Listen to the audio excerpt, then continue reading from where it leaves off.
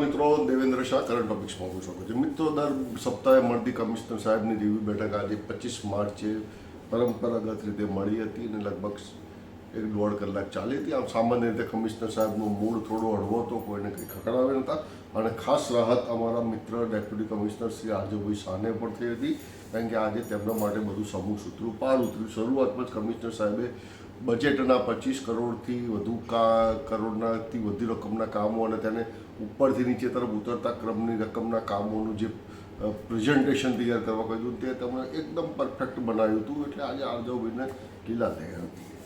ત્યારબાદ કમિશનર સાહેબે ભયજનક મકાનોનું વાત છેડી હતી. કમિશનર સાહેબે કહ્યું હતું કે કોટ વિસ્તારમાં ભયજનક મકાનો વધારે છે અને કોટ વિસ્તારની જેમ અન્ય ઝોનમાં પણ તેની સંખ્યા વધારે છે. તો આ બાબતે શું કરો છો? તેના જવાબમાં મધ્ય ઝોનના ડેપ્યુટી કમિશનર રમ્યા ભટ્ટે જણાવ્યું હતું કે સાહેબ, અમે જે પણ ભયજનક મકાનો છે તેની બહાર એક બોર્ડ લગાવીએ છીએ અને સૂચન આસપાસના લોકોને સૂચના આપીએ. ત્યારે કમિશનરે કહ્યું હતું કે વાત આટલેથી અટકતી નથી. બોર્ડ મોટું લગાવો કે મોટું, જેથી લોકો વાંચી શકે અને એ મકાનની આસપાસ એક બાઉન્ડ્રી તઈ નક્કી કરો કે જેથી એની અંદર કોઈ ત્રાહિત વ્યક્તિ આવી ના શકે. તેને ખ્યાલ આવે કે આ ભયજનક મકાન છે, અહીંયા બેસવાથી કે અહીંથી ચાલવાથી તેને નુકસાન થઈ શકે છે અને આ જ નિયમ તમામ ઝોનમાં લાગુ પડવો જોઈએ. ત્યારબાદ મધ્ય ઝોનના ડેપ્યુટી કમિશનર રમ્યા ભટ્ટે વધુ વાત જણાવતા કહ્યું હતું સાહેબ કે અમે કોટ વિસ્તારમાં મધ્ય ઝોનમાં કેટલીક મિલકતોમાં ફ્લેમેબલ એટલે કે સળગી ઉઠેવા તેવા પદાર્થો રાખે છે. તે લોકોને નોટિસ આપી છે અને તેમને આ માલ ઝડપથી ખાલી કરવા અને અન્યત્ર ખસેડવા સૂચના આપી છે. કમિશનર સાહેબે તેમની પ્રશંસા કરી હતી અને કહ્યું હતું કે આ જ બાબત તમે તમામ ઝોનમાં લાગુ કરો. તમામ ડેપ્યુટી કમિશનર સૂચના આપતા કહ્યું હતું કે આ બાબત તમામ ઝોનમાં લાગુ કરો, જેથી કરીને આ નાગરિકોની સુરક્ષા રહે, કારણ કે નાગરિકોની સુરક્ષા મહત્વની છે. કમિશનર સાહેબે આ બાબત પર વારંવાર ભાર મૂકે છે, તે ઘણી બાબત સારી છે. અમદાવાદ મ્યુનિસિપલ ટ્રાન્સપોર્ટ સર્વિસમાં વર્ષાંતે કે 2027 સુધીમાં 1900 કરતાં વધુ EV બસો આવશે તેવી જાહેરાતો થઈ ગઈ છે. બજેટમાં પણ મોટા આંકડા દર્શાવ્યા હતા, પરંતુ ખાટલે મોટી ખોટ છે કે આ EV બસો આવશે તો તેના ચાર્જિંગ સ્ટેશનનું શું, તેવો પ્રશ્ન કમિશનર સાહેબે AMTSના ડેપ્યુટી ટ્રાન્સપોર્ટ મેનેજર શ્રીને કર્યો હતો. Deputy transport manager Shri Pandey સાહેબે એમ જણાવ્યું હતું કે અત્યારે પૂરતી વ્યવસ્થા છે નહીં, પરંતુ અમે કરી રહ્યા છીએ. જ્યારે કમિશનર સાહેબે તેની સામે એમ પણ કહ્યું હતું કે તમારી પાસે હાલ જેટલી બસો ઉપલબ્ધ છે, જે હમણાં છેલ્લા 100 બસો પણ આવી અને તમારી પાસે અત્યારે 800-900 કુલ બસો છે, તે પૈકી EV બસોને ચાર્જિંગ સ્ટેશનની પરિસ્થિતિ શું છે? તેના જવાબમાં પણ ડેપ્યુટી ટ્રાન્સપોર્ટ મેનેજરશ્રીએ એમ કહ્યું હતું કે સાહેબ, અમે તેની માટેની કાર્યવાહી કરી રહ્યા છીએ. હજી જોકે EV બસોના પૂરતા ચાર્જિંગ સ્ટેશનની કાર્યવાહી થઈ નથી, તે બાબત ધ્યાનમાં લેવી જરૂરી છે. પ્લાનિંગ વિભાગના ઉચ્ચ અધિકારીને કમિશનર સાહેબે એમ કહ્યું હતું કે CMO અને PMOમાંથી આવતા પ્રશ્નોના જવાબ સમયસર જાય છે કે કેમ, નાગરિક જે લોકો ફરિયાદ કરે છે તેના જવાબ જાય છે કે કેમ.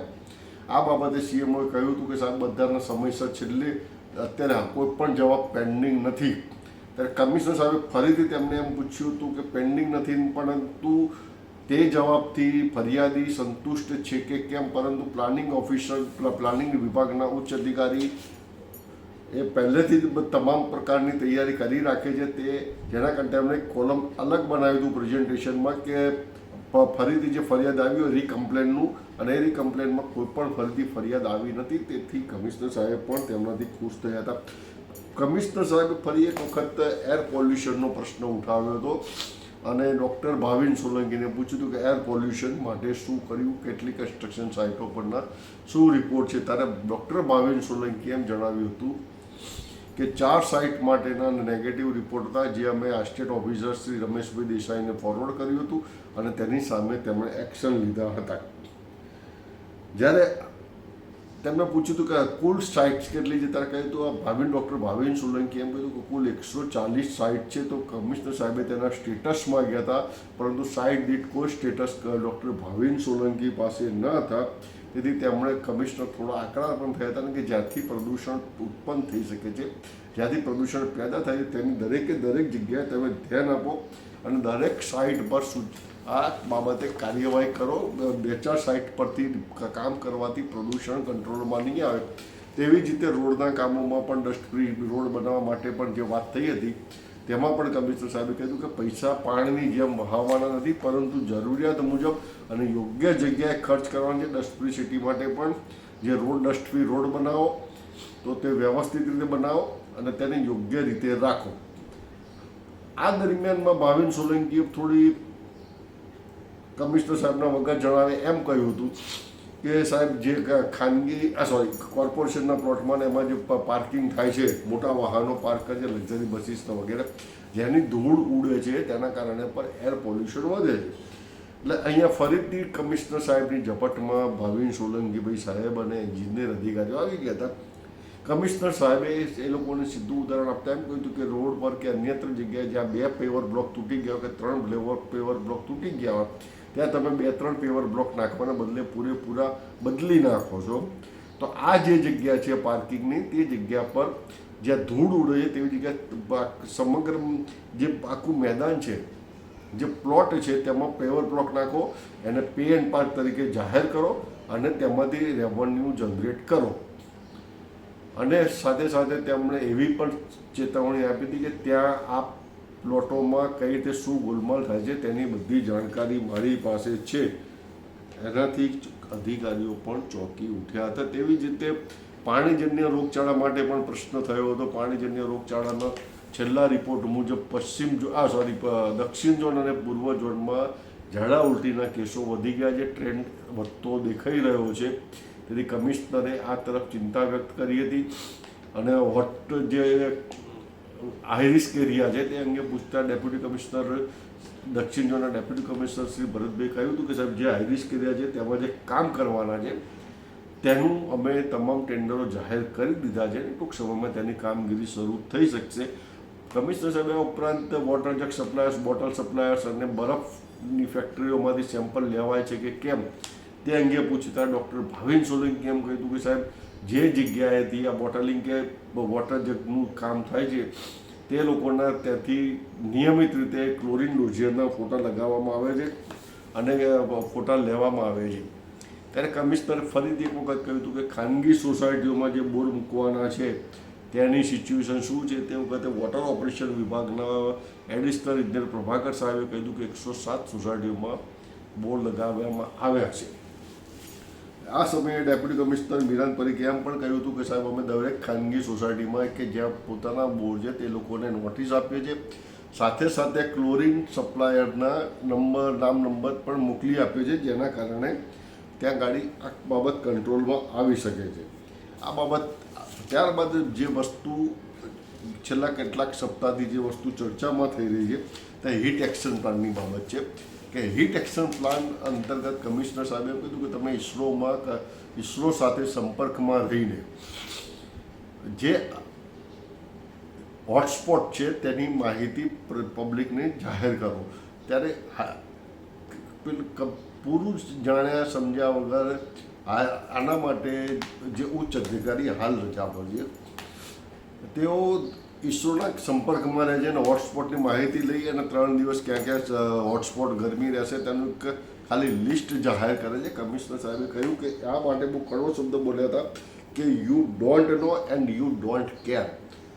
તમને કંઈ ખબર પડતી નથી ને તમે કાળજી લેતા નથી, કારણ કે ખાલી એરિયા જાહેર કરવાથી કશું નથી થવાનું. તે જગ્યાએ તમે લોકો પીવાલાયક પાણીની વ્યવસ્થા, ORSની સુવિધા, નાગરિકોને સાવચેતી માટેના પગલાં, સ્કૂલના બાળકોને ઇન્ફોર્મ કરવાની, આ જે દરેક બાબતો જે કરવાની જોઈએ તે તમે જાણકારી તો આપી રહ્યો છો, પણ આ પાછળ તેની માટે જે કામ કરવાનું હોય છે તે કામ તમે કરતા નથી. તેથી તમે ખાલી પ્રેસ નોટ આપીને છૂટા થઈ જાઓ છો. યુ ડોન્ટ નો, તમને કામની ખબર નથી, એન્ડ યુ ડોન્ટ કેર, તમને કામની કાળજી પણ રાખતા નથી.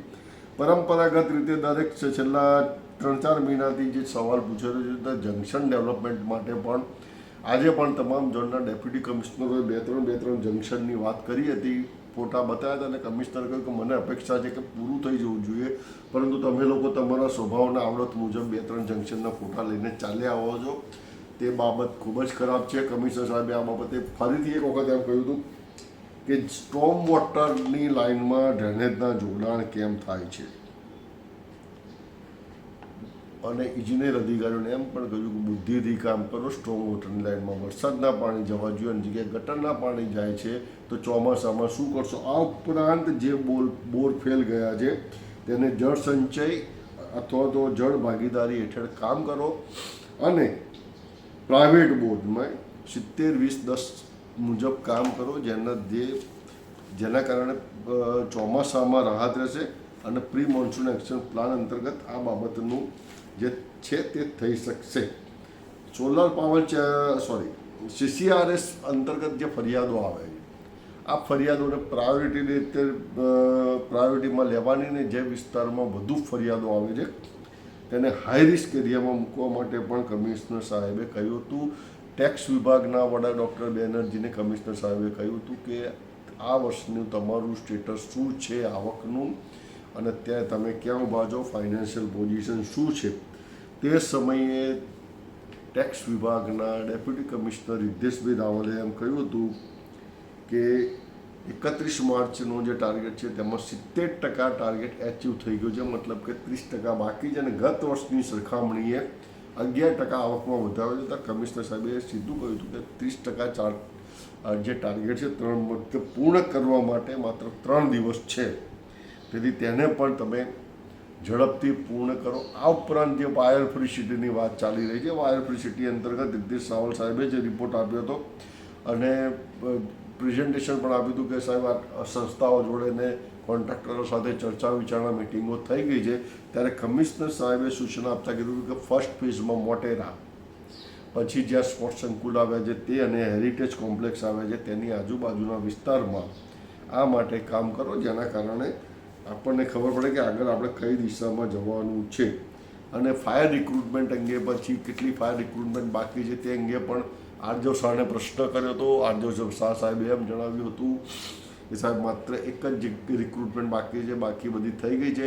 જેને ફાયર વોલ્યુન્ટર્સની સ્થિતિ અંગે ડેપ્યુટી કમિશનર વિપુલભાઈ ઠક્કરને પ્રશ્ન કર્યો. વિપુલભાઈ ઠક્કરે એમ કીધું હતું કે અમે 89 જેટલા ફાયર વોલ્યુન્ટર્સ લેવાઈ ગયા છે, તેમને ટ્રેનિંગ પણ અપાઈ ગઈ છે. કમિશનર સાહેબે સામે એમ જણાવ્યું હતું કે તમે NCCમાંથી, NSSમાંથી અને ખાનગી સોસાયટીઓના સિક્યુરિટી ગાર્ડને પણ વોલ્યુન્ટર્સ તરીકે લો અને તેમને આ ફાયરની ટ્રેનિંગ આપો. એકંદરે આજની મિટિંગ જોવા જાઓ તો શાંત રહી હતી, કોઈ બહુ તડાફડી નહોતી. એક ભાવિન સોલંકી સાહેબ છે કે તેમની તરફને છેલ્લે પછી પ્રશ્ન પાછો જૂનો જે ચાલ્યો હતો કે ટોયલેટ રિપેરિંગનો. અત્યારે યાદ આપું કે ગઈ મિટિંગમાં પણ દક્ષિણ ઝોનના ડેપ્યુટી કમિશનર સાહેબે એમ કહ્યું હતું કે 7 ટોયલેટની સર્વે થયો છે અને 7 રિપેરિંગ કરવાના બાકી છે, જે આજે પણ બાકી રહી ગયા હતા. તેથી કમિશનર સાહેબે ફરીથી અકળાયા હતા.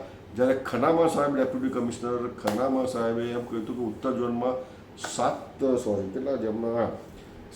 એમને પણ 7 છે ટોયલેટ રિપેરિંગ બાકી છે, જે પૈકી 3 તોડવાના છે, જેનાથી કમિશનર સાહેબ થોડા ક્રોધિત થયા હતા. અને કમિશનર સાહેબે એમ કહ્યું હતું કે જે 3 તમે આપો છો તેને આ 3 તોડવાના કહો છો તેની તમે સિટી પ્રોફાઇલમાં મૂકવા છે, SBMમાં તે દર્શાવ્યા છે. હવે જો તમે તેને જમીન દોસ્ત કરશો તો જ્યારે SBMની ટીમ અમદાવાદમાં આવશે ત્યારે તમે 3 કે તોડેલા સ્થળે શું બતાવશો. તેથી તેને તોડવાના નથી. જ્યારે ખનામા સાહેબે એમ કીધું કે સાહેબ ત્યાં પારાવાર ગંદકી છે, ત્યારે કમિશનર સાહેબે એમ જ કહ્યું કે આપણે ગંદકી દૂર કરવાની છે, કોઈ પણ સંજોગોમાં આ તોડવાના નથી. ફરી એક વખત કહું કે એકંદરે શાંત રહ્યું હતું વાતાવરણ. તો ખાલી heat action plan, air pollution, આ 2-4 મામલે થોડા કમિશનર સાહેબ થોડા આકરા થયા હતા, પરંતુ હવે એવું લાગી રહ્યું છે કે અધિકારીઓ પણ સમજી ગયા છે કે સાહેબને શું જોઈએ છે, સાહેબ શું માંગી રહ્યા છે. તેથી મોટાભાગના અધિકારીઓ તેમનું પ્રેઝન્ટેશન, તેમનું ઘરકામ, આપણે હોમવર્ક જે કહીએ ઘરકામ બરાબર કરીને આવે છે અને આગલા દિવસે મિટિંગના આગળના દિવસે તેમના PAની પર થોડાક સાથે બેસીને બધા ડેટા તૈયાર કરાવે છે, જેના કારણે વાતાવરણ થોડું શાંત રહે છે. એવી ચર્ચા પણ અંદર થતી નથી. મિત્રો, આ બુધવારની રિવ્યૂ કમિટી, દર સપ્તાહે મળતી રિવ્યૂ કમિટી એ બંધ બારણે મળે છે. તેની કોઈ પ્રેસ નોટ થતી નથી, તેની કોઈ પ્રેસ કોન્ફરન્સ થતી નથી. એટલે મહેરબાની કરીને આ બાબતે કોઈએ કમિશનર સાહેબને ડિસ્ટર્બ ન કરવા એવી અપેક્ષા. આશા છે આ વિડીયો આપણને પસંદ આવ્યો છે. જય ભારત, જય હિન્દ, જય જય ગરવી.